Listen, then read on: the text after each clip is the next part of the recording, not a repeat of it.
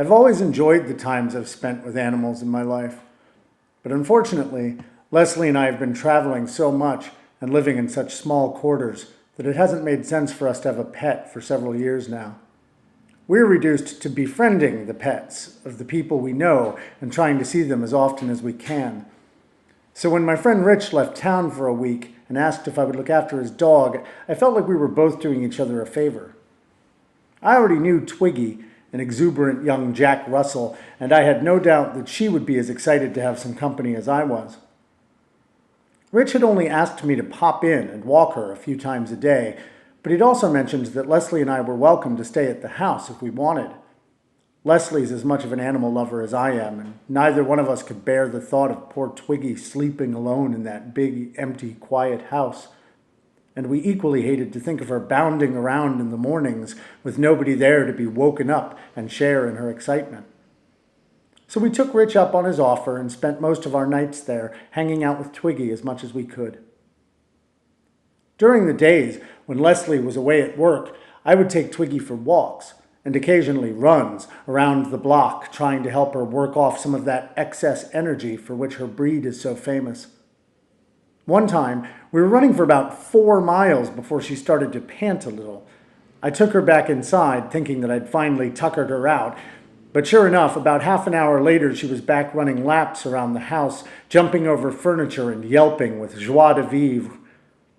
I tried for several more mornings, but I never did succeed in playing quite as much as she was prepared to.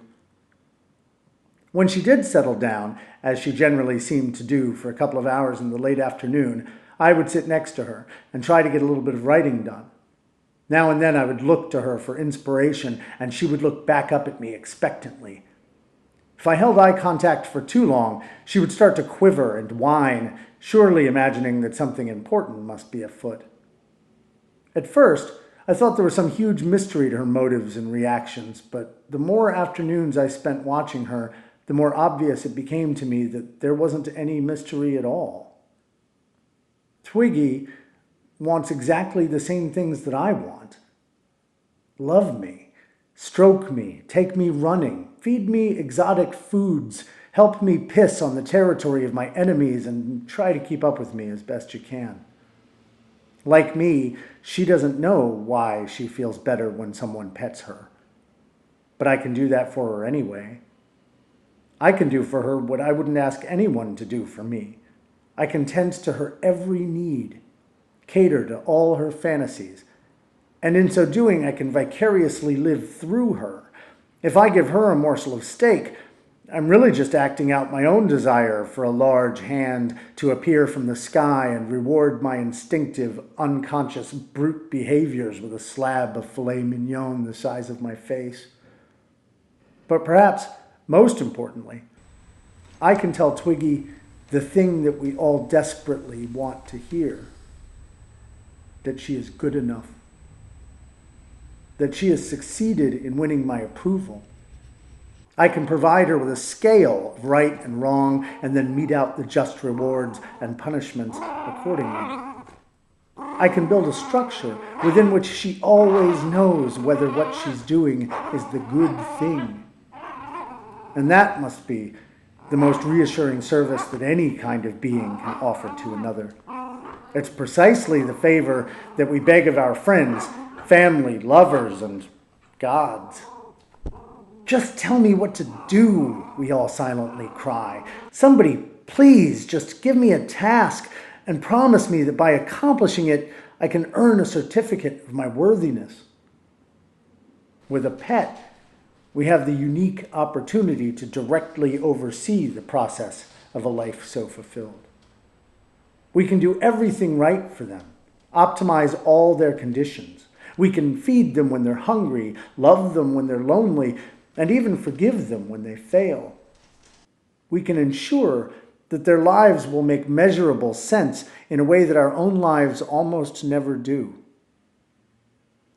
And in return, we can count on their genuine loyalty, something of which we're hardly ever certain with our fellow humans. We can engineer and earn their approval at the same time that we're rewarding them with ours. So by giving meaning to their lives, we're also giving meaning to our own. Animals are forever qualified as representatives of nature. We don't see them as capable of corrupt or unnatural acts.